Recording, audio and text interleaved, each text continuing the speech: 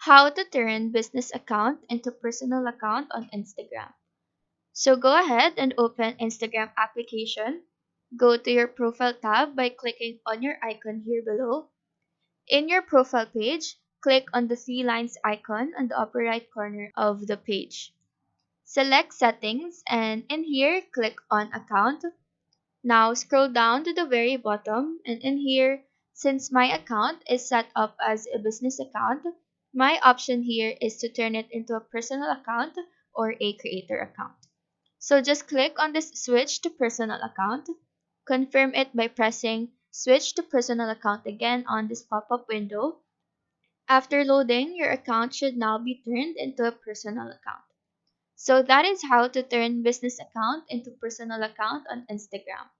Do let us know if this video helped you out, and if you have any questions, feel free to drop them down below. Thank you for watching and have a nice day.